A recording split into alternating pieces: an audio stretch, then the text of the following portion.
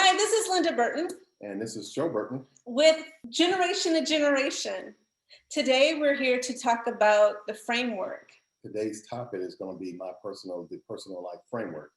And so Pastor Flowers, well, Pastor James, because you guys are both pastors and you're both Flowers. So you don't even know who's supposed to talk, right?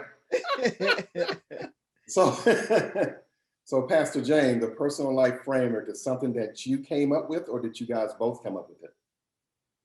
Yeah, it was something the Lord gave me, something that through the classes that we do in a relationship education, this is something that just kind of came to my spirit in a way so that we could learn how to not just do skills, but there needs to be something more than just skills that's working along with us. Mm-hmm. So it was the concept of I need a personal life, my rules for life, my DNA for life as I interact with other people. Kind of like a roadmap. And I need to frame myself with that. Okay. Mm-hmm. Okay. So then, so when you start talking about the personal life framework, right? So I'm looking at a frame. I'm thinking about a frame. Mm-hmm.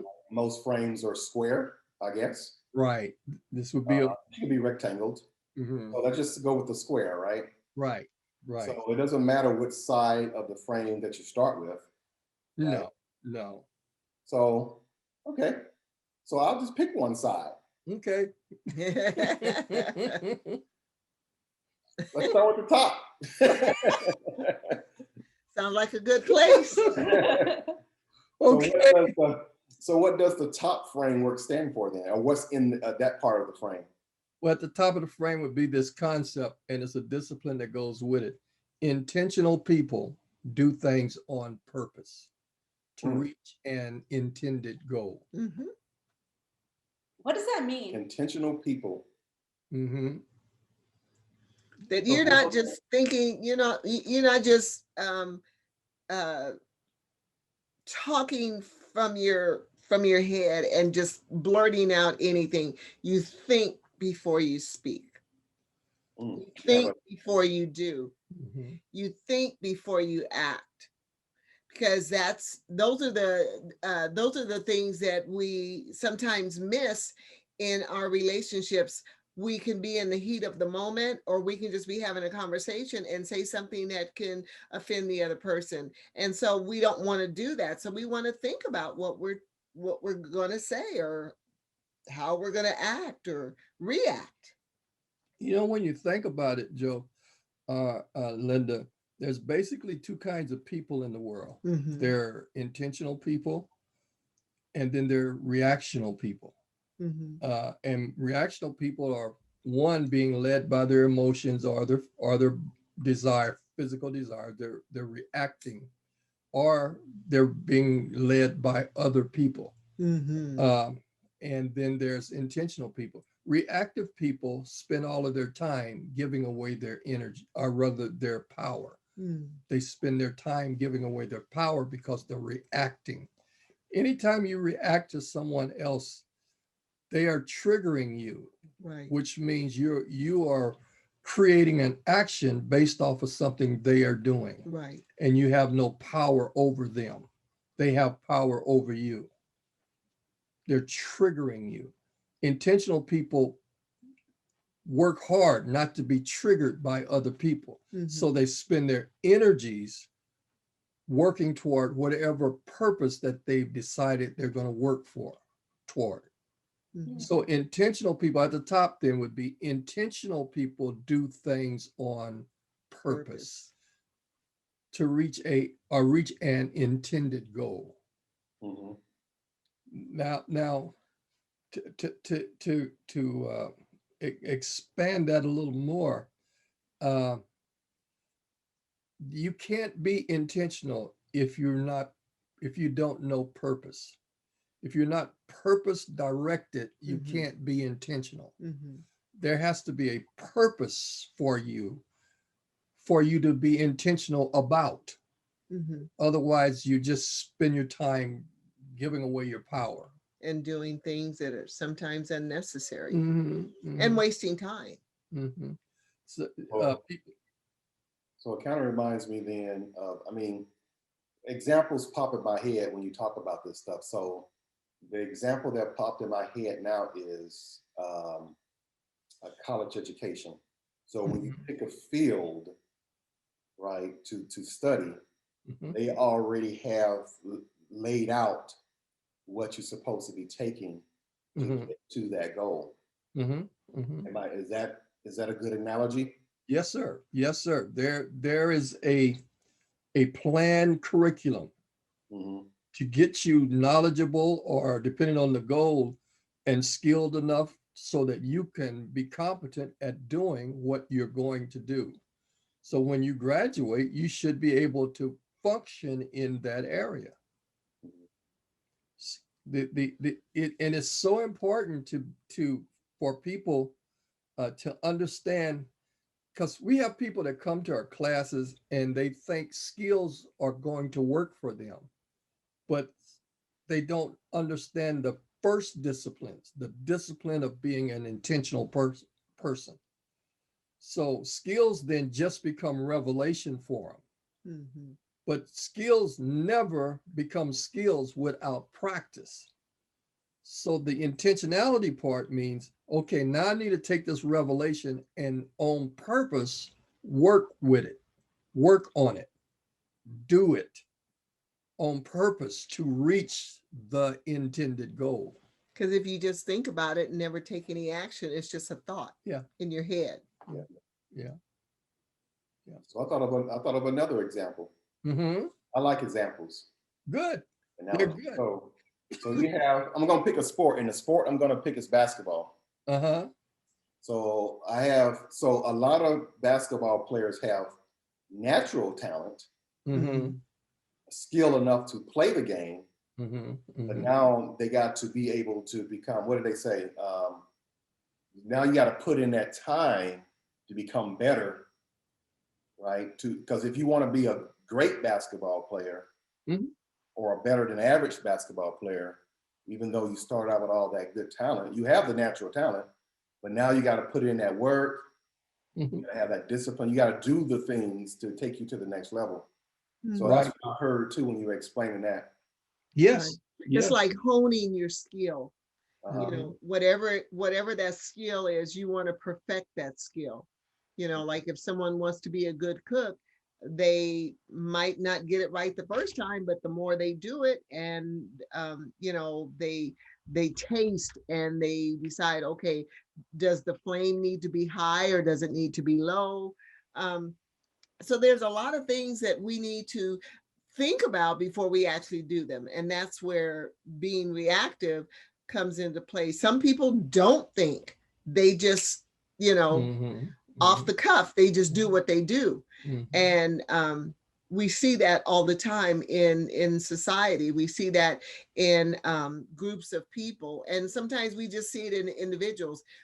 You know, you say to yourself, okay, that person wasn't thinking, or they didn't think it through. Mhm. Mhm. Wow. But some people react to buttons or triggers and that kind of thing. Mhm. And just because you have a button or trigger doesn't give you a free pass to act out of control or to act improperly, for lack of a better word, improperly. So what happens is when someone pushes a button, you react to it. Mhm. That means that gives them a level of control over you. Right. All they have to do is push that button and boom. Yeah. Or for example, couples come and they say, well, this person did this and it made me mad. The reality is no one can make you mad. If they can, you've given them too much power. Mhm. You've given them way too much power. What happens is you decide to get angry about something. Mhm. Mhm. I'm guilty. See, Well, I all don't of know if I like you right now, Pastor. You know, all of us do this, Joe. All of us do this. you talking about me? No. all, all of us. I feel hot. Oh my goodness. Oh my. So you're just part of the human race like the rest of us. Yeah. Sometimes that's where kids, young adults and teenagers get into trouble, and they get into fights because someone will say something. Mhm. And rather than say, that's not my name, and walk away, we feel like we've got to defend ourselves. And if you are a person of integrity, people know who you are. And so you can walk away knowing that you have the confidence to be who you are rather than what someone said. It actually takes much more strength to not comment on somebody that's being snappy toward you or ignorant or, saying something, vindictive. It actually takes much more strength to not reply to that. So when you react to things like that, it's just an indication that we're being reactive, and that it's giving the world or the people around us too much power. And we can't really afford, in this democratic society that we live in, to give away our power, because people will take it and manipulate us. Wow, that's pretty good. Even in relationships, it can be like that too. You actually have to maintain your own power. We have to be intentional about our relationships and not reactional. Yeah, so now what do you do with the person that is actually doing that? They're being intentional, right? They don't let other people control them. Because I'm thinking of examples like if you don't get angry and another person try to egg you on, like, man, you should be angry right now. I wouldn't take that. Why don't you? And then you fill in the blank. So you, as a person that's actually, have that kind of spirit, now you have to fight against, maintaining, staying the course. Right. In anger management, it's one of the things that's part of that curriculum is acknowledge the anger. So in a situation like what you just said, you should be angry. You say, I am, but I choose not to. Choose not to act on the anger. Yeah. Gotcha. Yeah, I am upset. I am angry, but I choose not to act on this. Wow. Because all day long, there are times when, I've had people, wave at me with one finger while I'm driving, and you don't have, do I speed up? Do I roll my window down? Do I lay on the horn? No, I choose to say, you know what? That person doesn't have as much sense as I thought they did. Everybody on the road is trying to get to where they're going. So we don't have to buy in to people's bad behavior. We don't have to listen. If there's a program on TV and it's not what you want to watch, turn the channel, turn the TV off. We have the power to make the changes that we need. I can't control outside of me. So you use your power to make good choices. If you don't have power, you don't have control over your choices. So that was good. So let's move to the right side of the frame. Okay. Right. And I wonder if all this stuff connects to one another. It has to, right? Because the frame connects. So what does the right side of the frame tell us? Spending time? No, nothing changes if you don't spend time. Nothing will change if you don't spend time. Nothing changes if you don't spend time. People live in this world called wishful thinking. Someday, somewhere over the rainbow, way up high.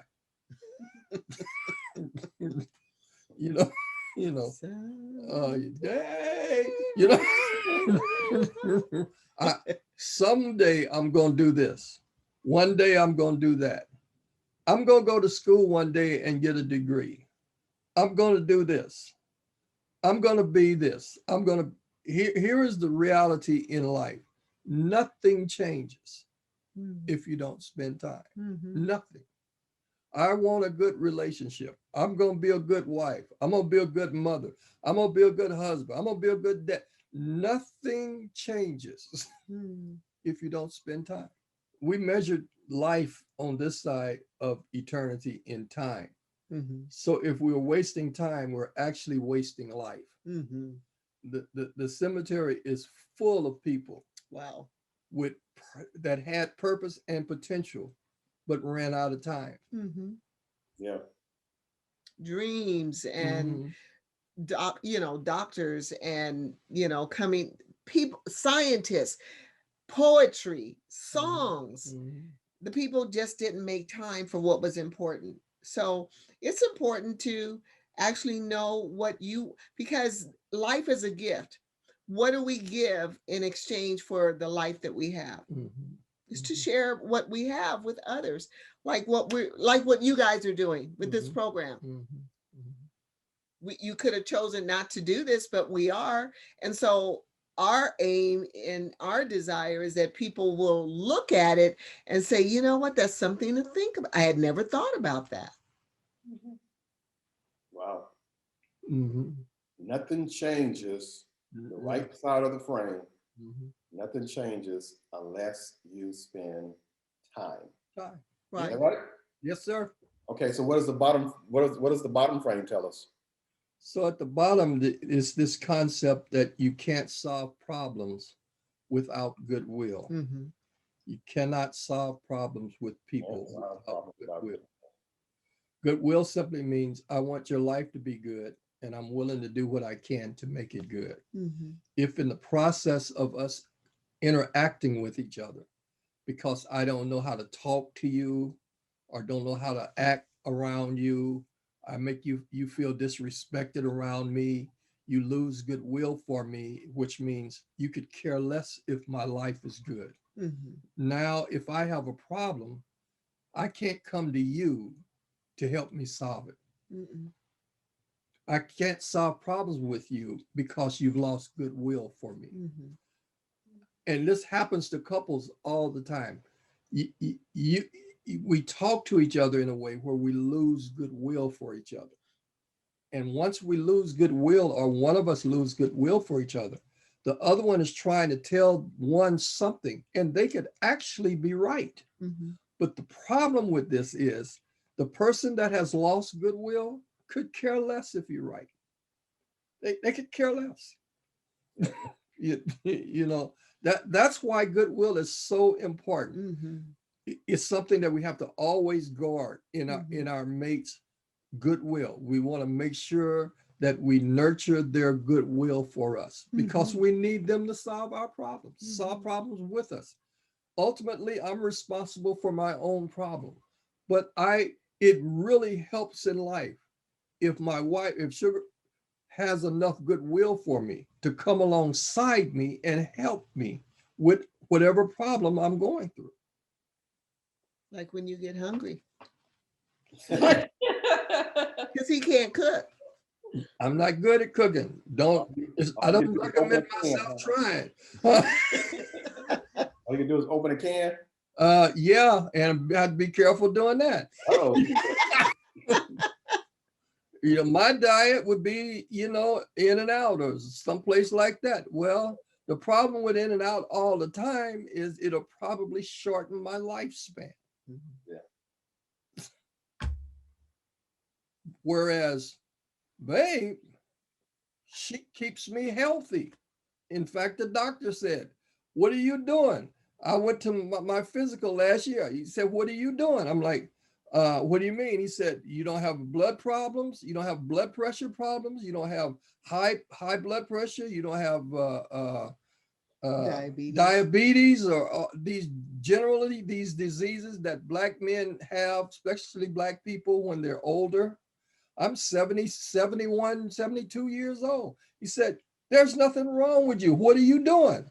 I'm like, "Well, I ain't doing nothing." He said, how is it? This is how you are. I said, well, my wife takes care of me. So the doc told me to go home and tell her, whatever you doing, you keep doing it. So I came home and told her. The doc said, whatever you doing, keep doing it, babe. Wow. So what I'm saying is, if I had to do this, I would probably have problems because I don't cook.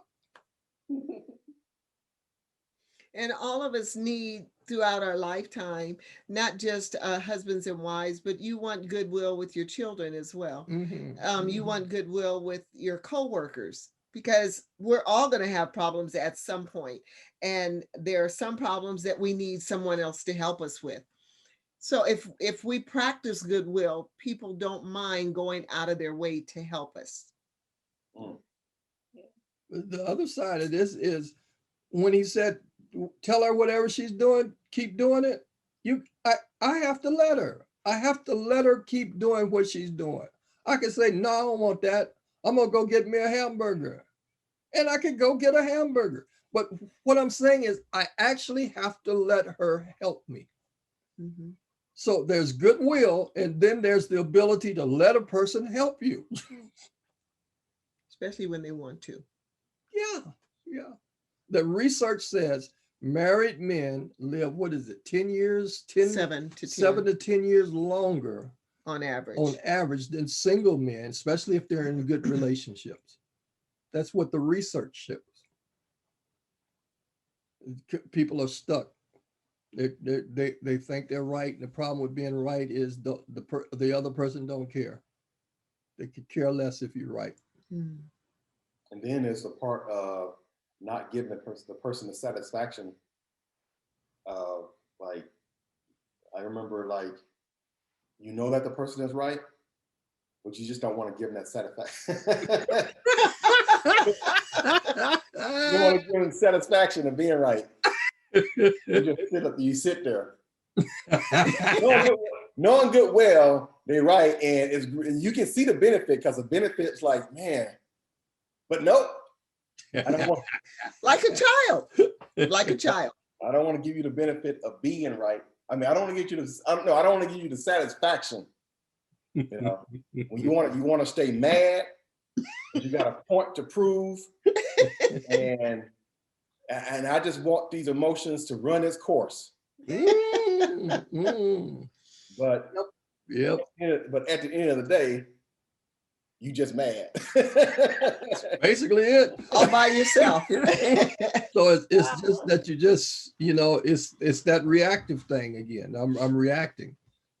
Now I'm letting the other person's power control me. Mm-hmm. Mm-hmm. Now, have you seen this in young people, or is it something that is something that happens over time? I mean, I know we can't put everybody in a box, right?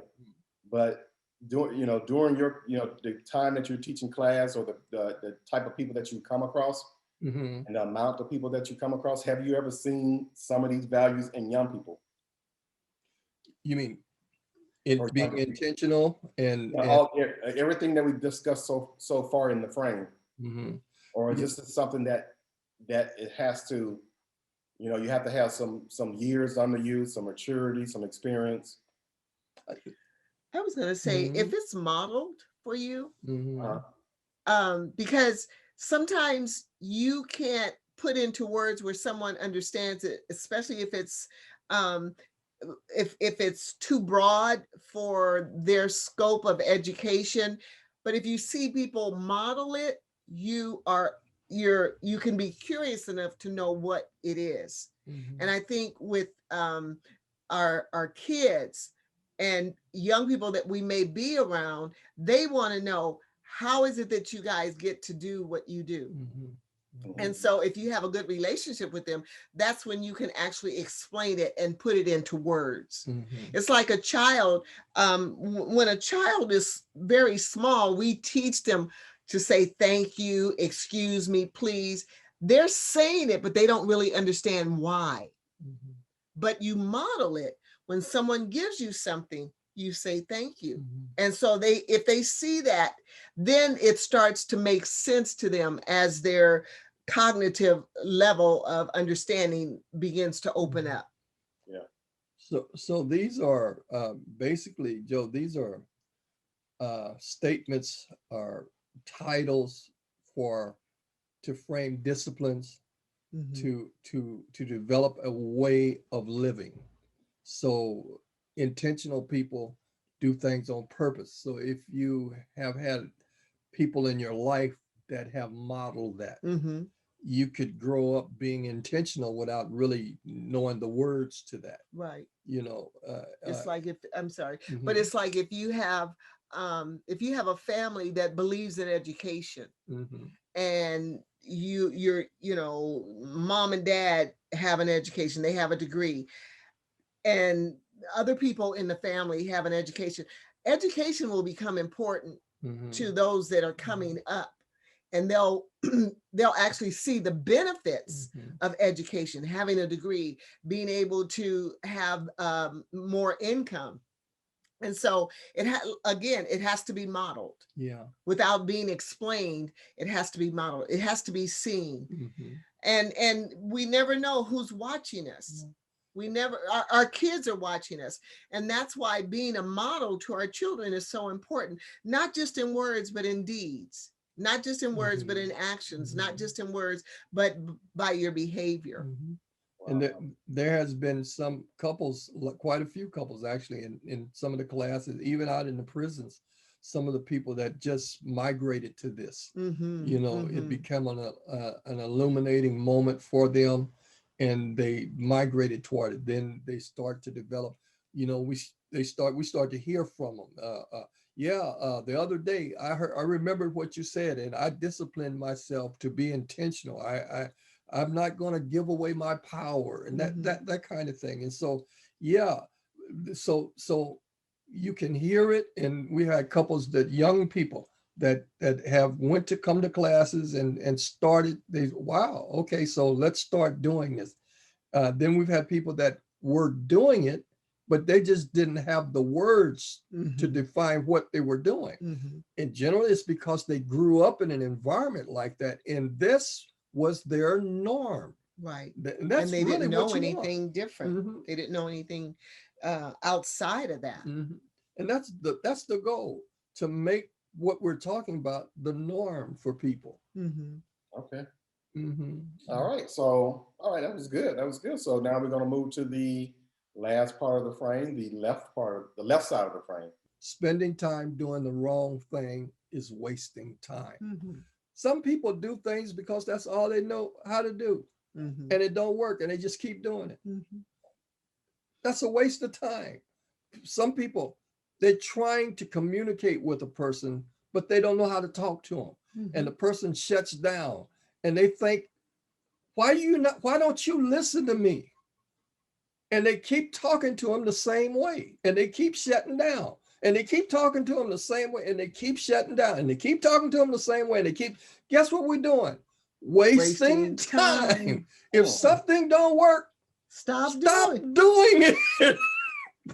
Do something else. Don't keep doing the same thing. Spending time doing the wrong thing is wasting time. So we went around the frame. So we got our frame developed. Mhm. Now, is there something in the middle? Is there a picture in the middle, or what does the middle look like?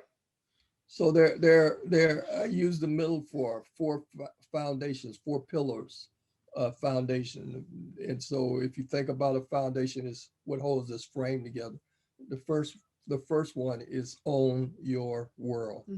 Own it. Own your world. Don't blame another person. No more. Stop right now. Never blame another person. It's because of you. And if it wasn't for you, if you hadn't have done this, Then I would be fill in the blank. Yeah. Yeah, that's a waste of your time. It's not going to change nothing. It's a waste of your time. If anything is ever going to change, you have to take your power and change it. Gotcha. Own your world. What's the The second one? second one is own your thoughts. Own them. That means control what comes out of your mouth. Control your body language. Just because you think a certain way or feel a certain way, don't mean you have to act or say that. Mhm. You ever seen people say, I got to say it. This is just who I am. I got to say it now. No, you don't. Yeah. Own your thoughts. Yeah. You control what comes out of your mouth. If it ain't gonna benefit nothing, don't say it. Just cause you think it. I got to, you know, I got to give, I got to say it. I know, yeah, you was preaching on that one time. Yeah, I don't got to say it. I got to. You don't understand. Oh, boy. So the second one is own your thoughts. You determine what comes out of you. It can be inside. You can't help things coming in you. You can get suggestions, all kinds of suggestions can come to you, but you don't have to act on every suggestion or any suggestion that comes to you. You determine what suggestion that comes into your mind you act on. Right. Own your thoughts. Like if a burger commercial comes on, doesn't mean I have to run out and get a burger. Okay. No. Ooh, I don't know. Man, dang. You know what? We were listening to a story, and the guy on the story gave this other guy a package of Hostess Twinkies, and I like, oh. We listen to audiobook. and yeah. Joe, it's 2:00 in the morning, and I got this suggestion that came from that story. I want a Hostess Twinkie and a Pepsi now. Knowing good well, that's too much sugar to go to bed, to go back to bed with. Wow. Oh, yeah. Own your thoughts. Just because you think it don't mean you have to act on it. No. Yeah. The advertisers are hoping you will. That's their job. That's how they make all that money. Oh man, Pastor, this is tough. This is tough. Are you breaking out in a sweat? What's going on? Ooh, my goodness gracious. Man. Oh my Joe. Man, oof. I got some work to do. Own your thoughts. So own your world, own your world. Mm-hmm. Own your thoughts. Mm-hmm. Own your emotions. And then own your okay. Oh, that's number 3, own your emotions. Mm-hmm. Own your emotions. Own them. Don't let them control you. Mm-hmm. God gave them to you. You're supposed to feel them, but they're not supposed to control you. Right. Don't let them control you. And what's the 4th one? Own your actions. Own it. Own your action. I don't. Best way I could say that is so I'm overwhelmed and I want to spend some private time alone, and so I go down to the jail. This is just crazy now. I go down to the jail, ask the jailer, can I stay in a cell for a few hours? And he said, yeah, go ahead, take that cell over there. So I go get in the cell, lock myself in and give him the key and tell him, come back and let me out in a couple of hours. So 3 hours later, he's not back. Mm-hmm. 4 hours later, he's not back. 5 hours later, he's still not back. I'm locked in and I'm mad. What I need to do, I should have never gave him the key. Mm-hmm. That was the action.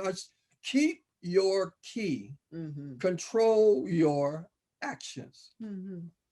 Yeah. Own your actions. Wow. The other thing, I don't know where we are with time. The other thing, Joe, is this. So suppose, just hypothetically, I get up, I didn't get a good night's sleep, my back's hurting, I got a headache and that kind of thing, and I get up and I'm getting out of bed, and babe says, so you woke me up, say something like that to me, and now I say something smart back to her. She says something smart to me, and so now I'm going out of the house because I'm mad. I'm mad. You might say anything to me. I don't have to take all that kind of stuff, And I walk out of the house, slam the door, and I say to myself, I'm going down here to the 7-Eleven, get me a cup of coffee. And I walk down there. My problem with walking down to the 7-Eleven is I never learned how to de-escalate. So all the way down there, I'm thinking about this and I'm getting madder and madder and madder.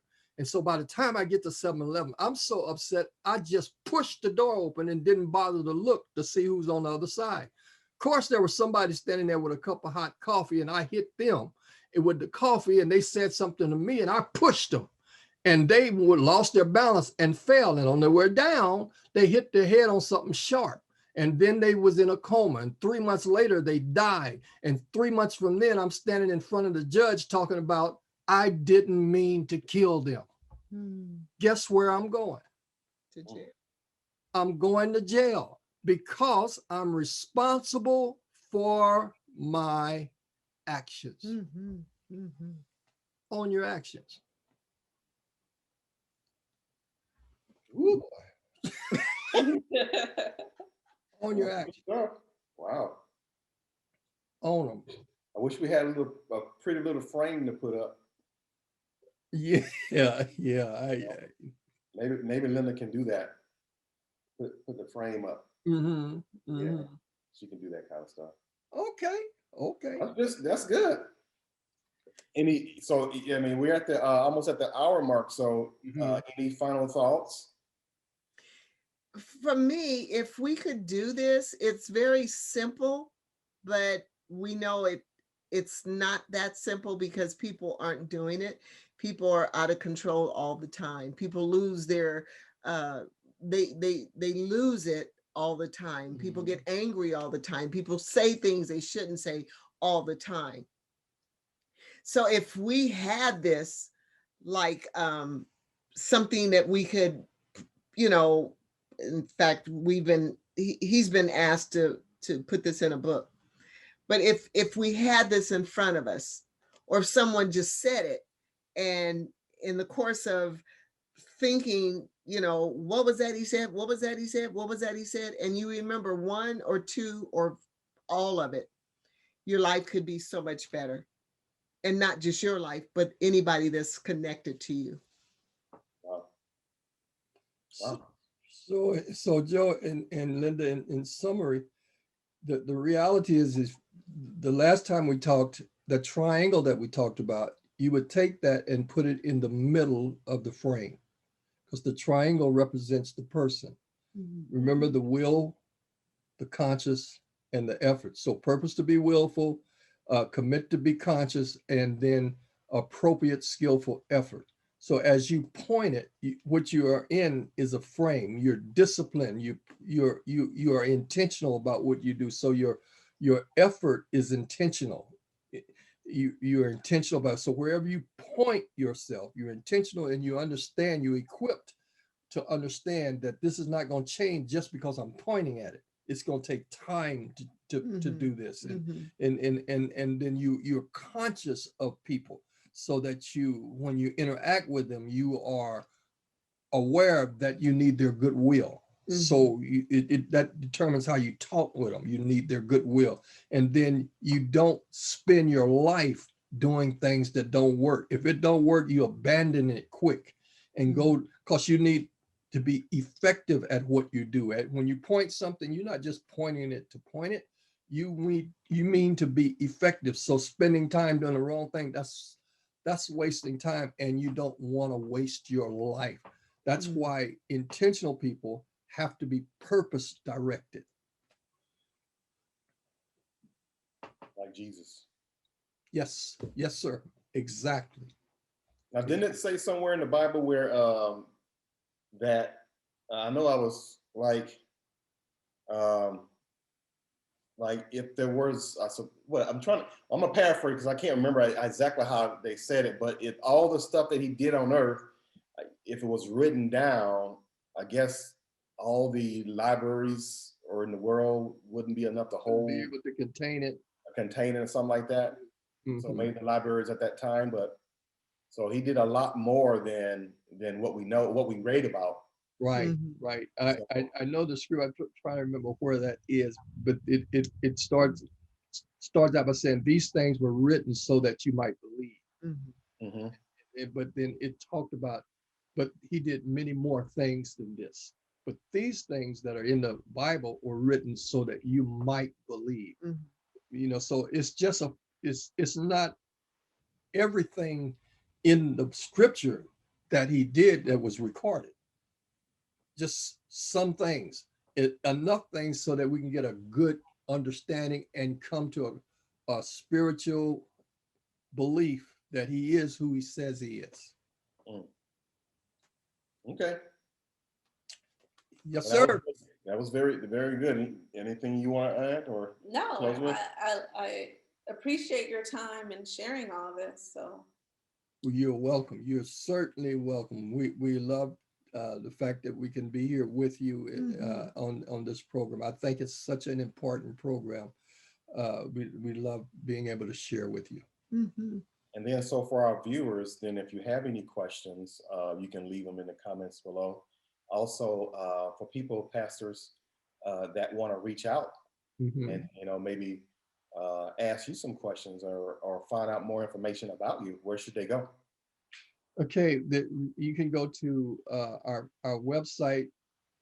First one is Center of Christ Ministry, www.centerofchristministry.com. The website, our email address is pastorjames@centerofchristministry.com. Our Family Life website is https://familylifeinstitute.com. IE. Yeah, IE. Family Life Institute IE.com. IE.com. Okay. // Thank you, pastors, again for joining us. It's always a pleasure. And then this is Joe and Linda with Generation to Generation, and we will see you and talk to you later. Take care. All Thank right. you for having us. Bye-bye. bye.